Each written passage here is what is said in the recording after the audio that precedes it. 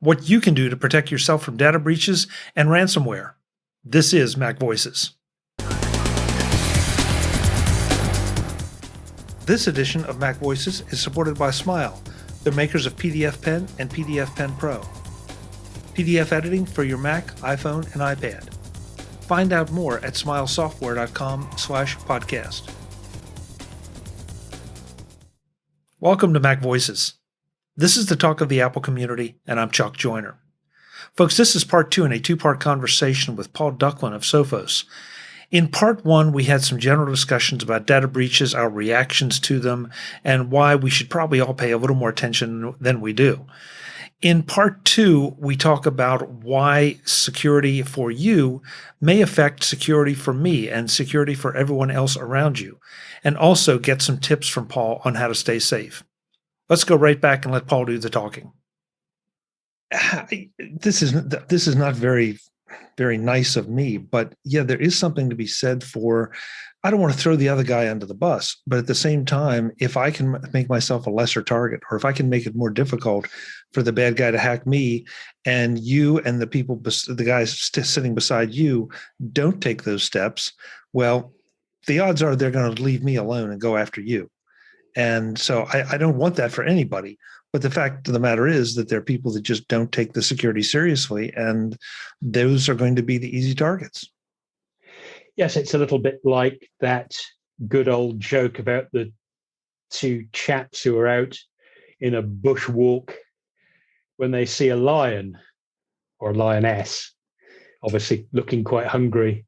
And one turns to the other and said, "What should we do?" and sees that his buddy's, taking off his jacket and throwing down his rucksack and ripping off all his inconvenient clothing and doing up his laces. And he says, "What are you doing? You'll never outrun the lioness." And his buddy says, "I don't have to outrun the lioness, mate. I only have to outrun you." And, there is a sense of that in cybersecurity. And you're right. It sort of feels as though that's the wrong reason to do it. But I think there are two reasons that old joke doesn't quite hold. One is that if we all do nothing, then the crooks will just rip off stuff from all of us. So we'll make it collectively easier. And the other thing is that a lot of what you do in cybersecurity does have a kind of altruistic bit to it. You're doing it as much for the next guy as you're doing it for yourself. But it's the best sort of altruism because it protects you as well. I think people, they go, "Oh, I don't care if crooks get into my computer. I haven't got anything that important on there. I don't really care if they get at my photos. I publish them all on, Facebook or social media anyway, so I don't care. But I'm not going to worry." But of course, if the crooks get into your computer, if they get into your account, they're going to use your account to phish your friends, and they're going to use your good name to trick your friends into clicking on links and making investments or installing programs or doing stuff that they would never do if they just got a blind email out of the blue. Or they'll use your computer as a jumping off point to facilitate the next wave of attacks or the next wave of hacking or the next wave of trying to break into somebody's website. So you're left looking like the crook until you can extricate or exonerate yourself. And so the problem with not taking cybersecurity seriously yourself is that you're not just letting yourself down. You're actually indirectly, albeit slightly, making it worse for everybody. So don't do cybersecurity just so the crooks will go after your neighbor instead. Do it so that they won't go after you. Do it so that your computer and your network can't be used by the crooks to attack everyone around you. And then go and talk to your neighbor and persuade them to take cybersecurity seriously as well, because it does matter. And we can all in my opinion, make the biggest difference. We'll make the biggest difference collectively if we all do at least a little bit.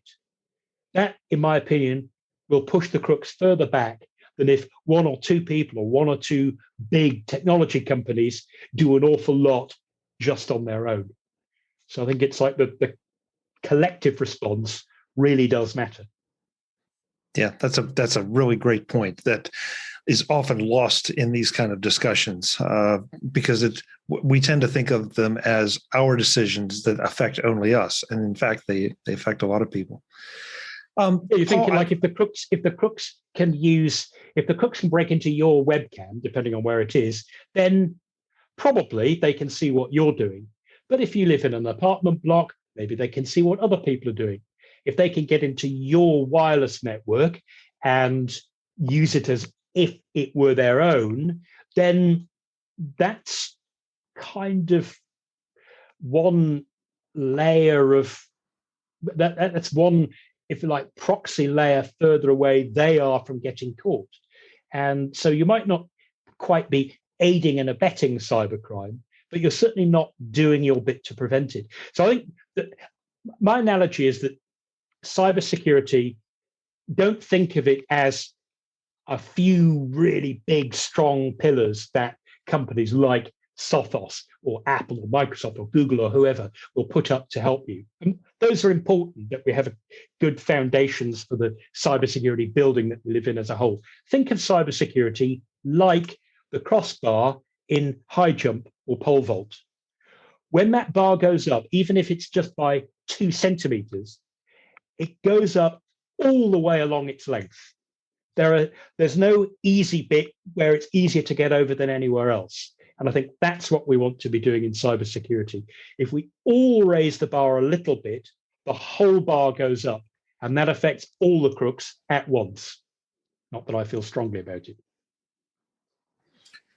So I have to ask, what does a principal research scientist at an anti-malware company do?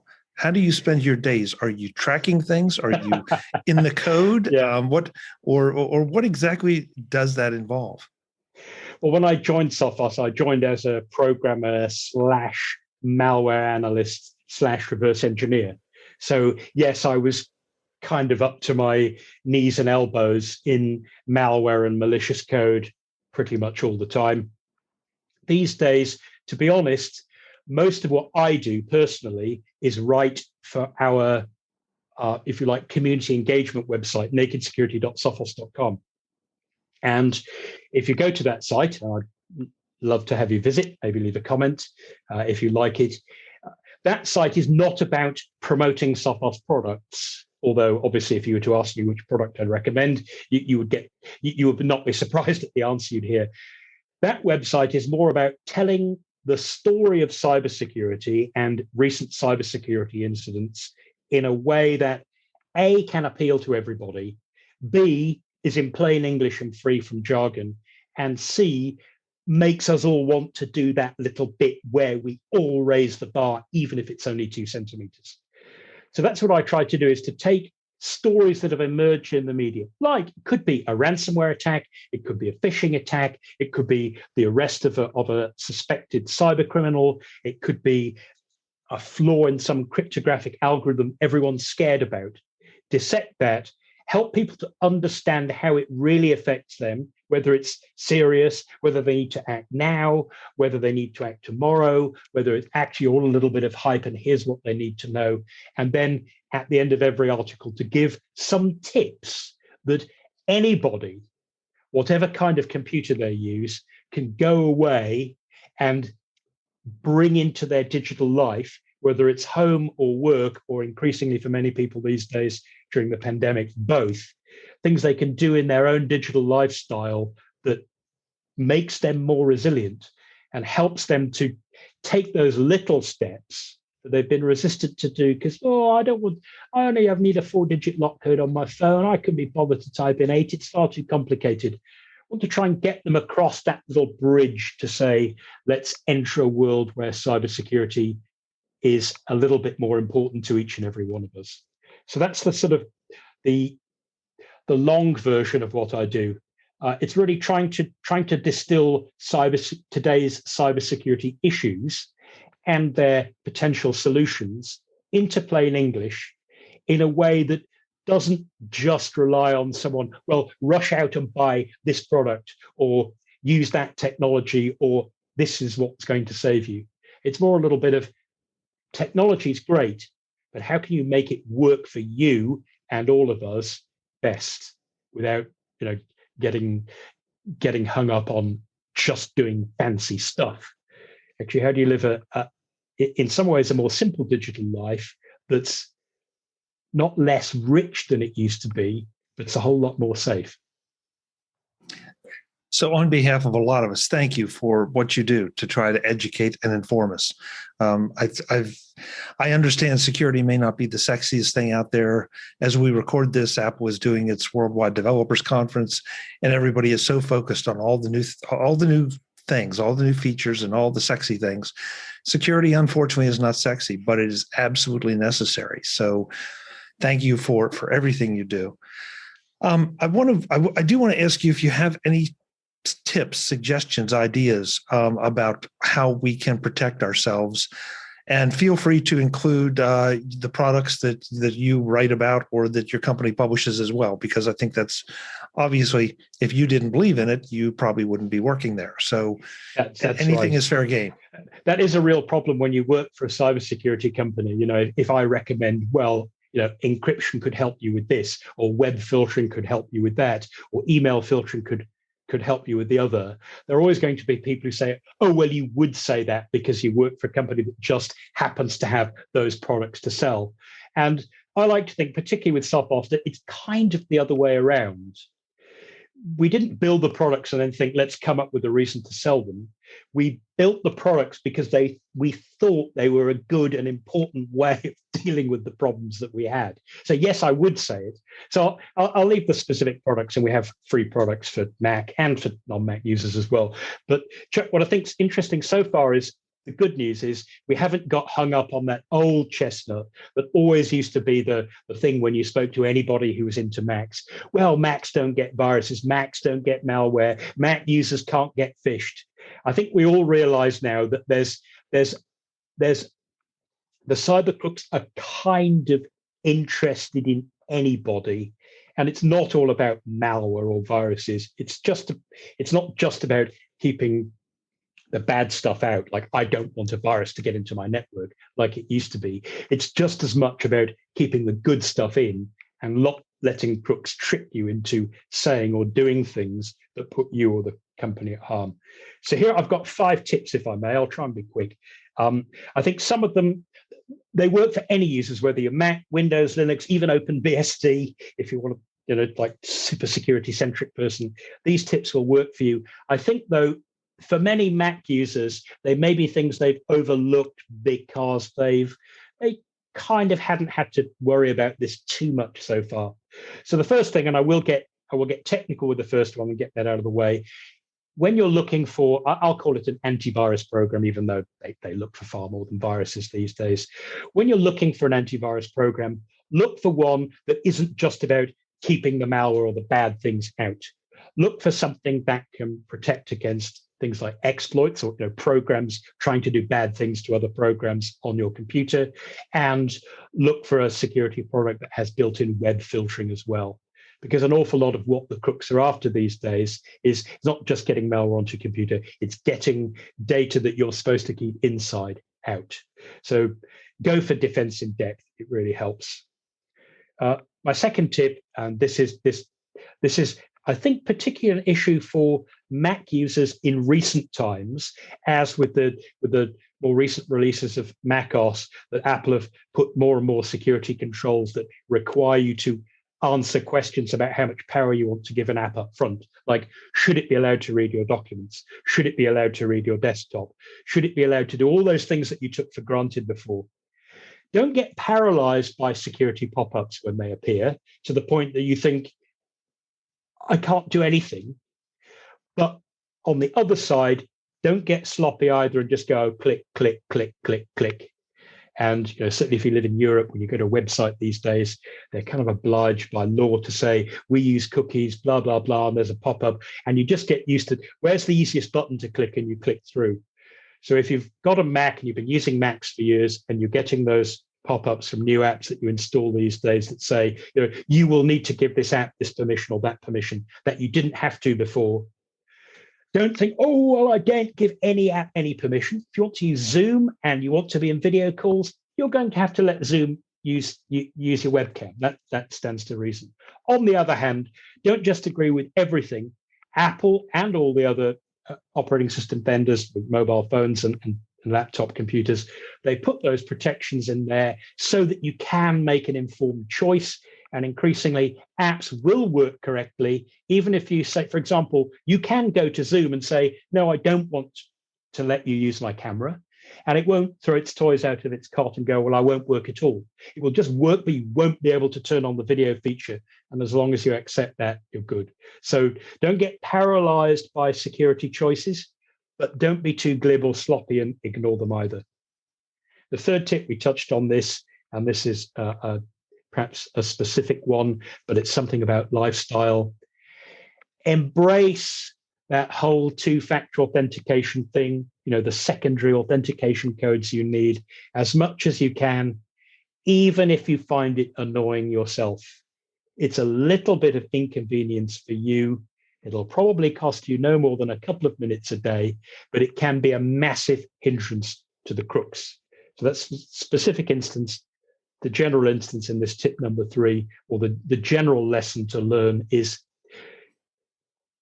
the fact that something is slightly annoying when it comes to cybersecurity is a very bad reason for refusing to do it, particularly if it has a significant hindrance to the crooks. My fourth tip is particularly for things like phishing, which is where you get those, emails or instant messages or even phone calls that are trying to persuade you to do something that once you've done it, you realize, oh no, if only I hadn't put this password in that form, clicked on that link, downloaded that program, agreed to this security change.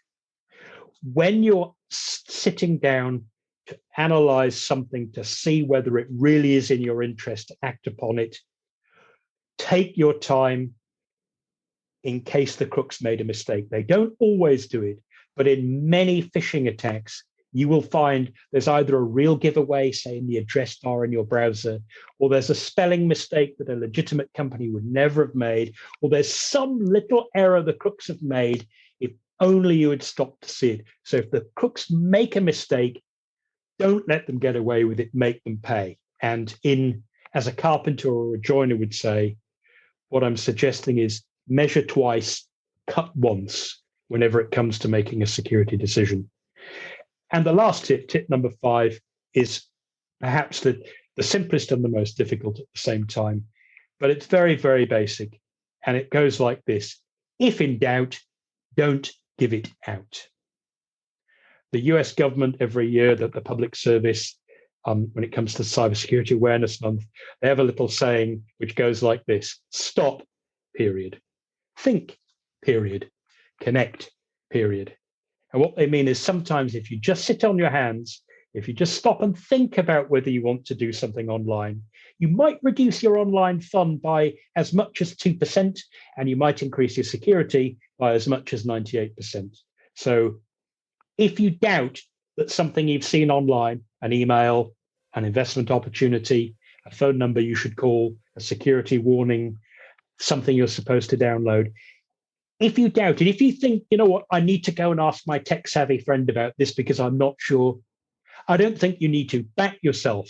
And if in doubt, leave it out. Oh, and bonus tip number 6, if you would like that, a free security software for Mac or Windows for that matter, you can just go to sophos.com/home.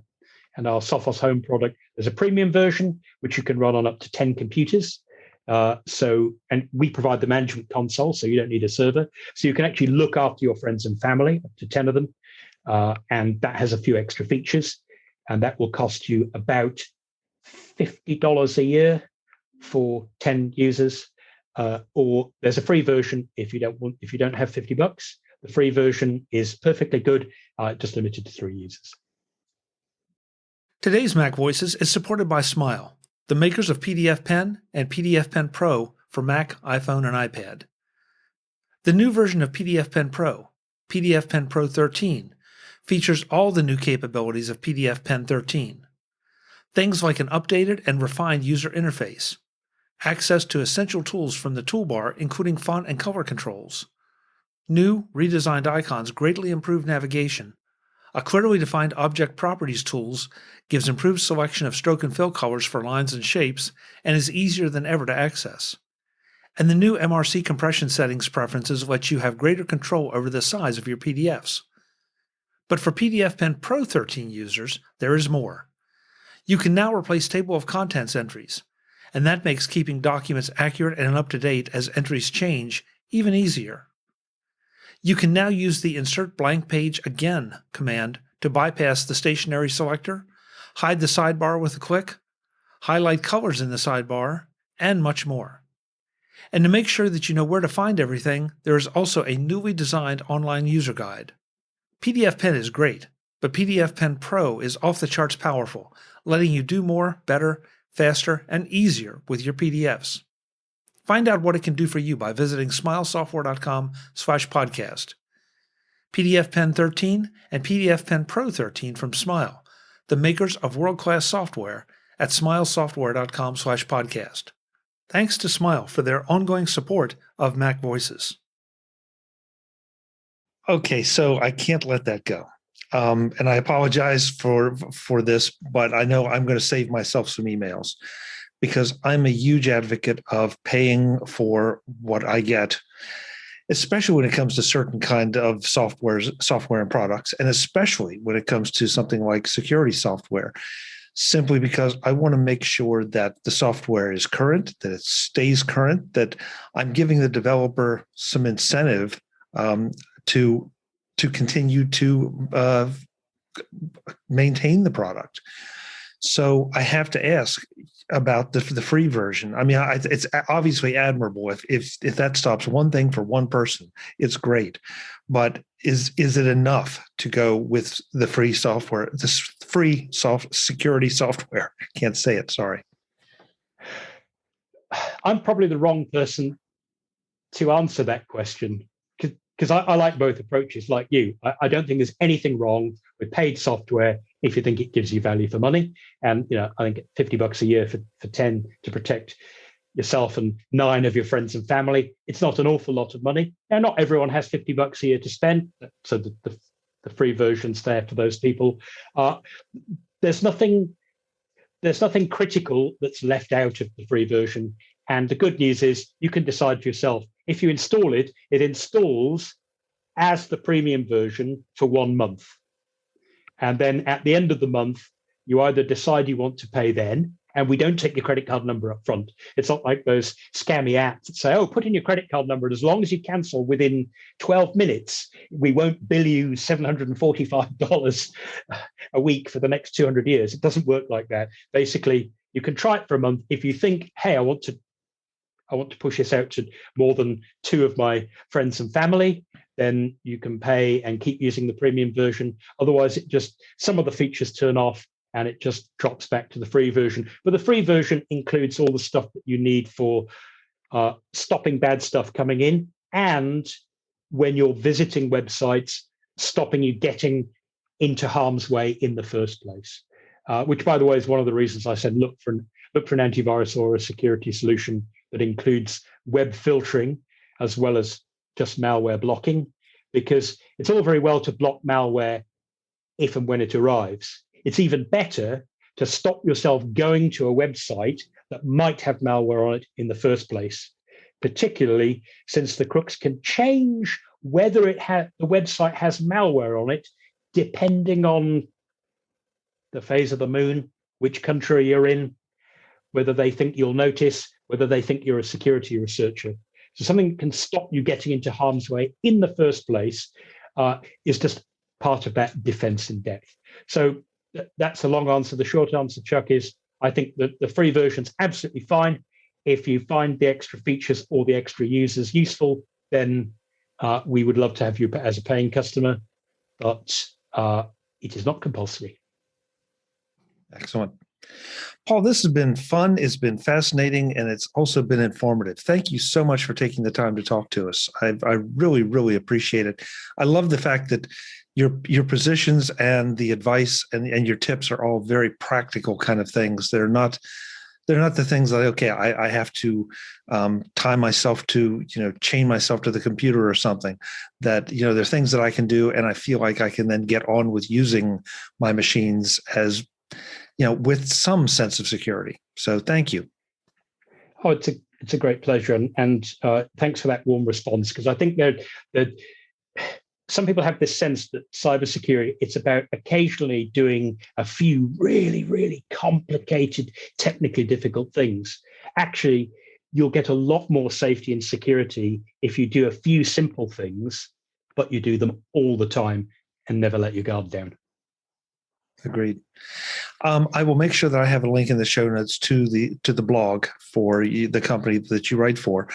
But do you have social media presences that you would like to advertise, or is the blog the best place to send folks to maybe ask questions and interact with you? Yes, like I said, it's nakedsecurity.sophos.com. You can also get us with Naked Security on Twitter and Instagram. You can find us Sophos Security on Facebook, and we have a whole load of corporate social media accounts. Basically, if you search for Sophos, you will probably find us in one form or another.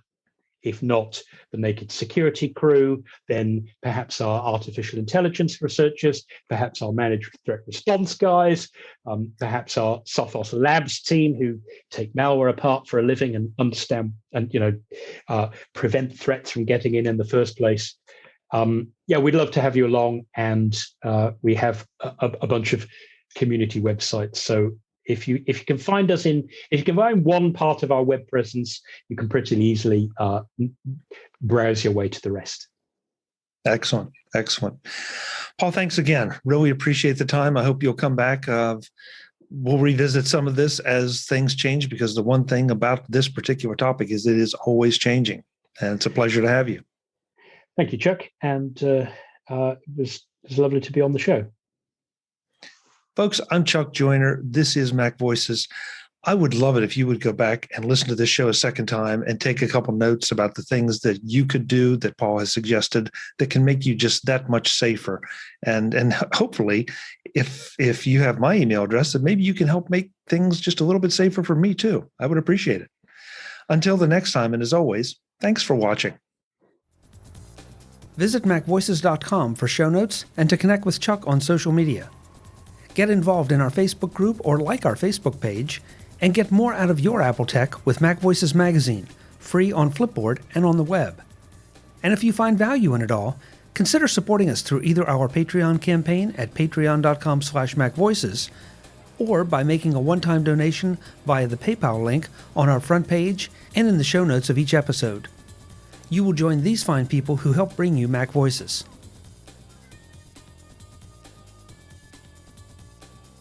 Advertising handled by Backbeat Media at backbeatmedia.com. Bandwidth provided by CacheFly at cachefly.com.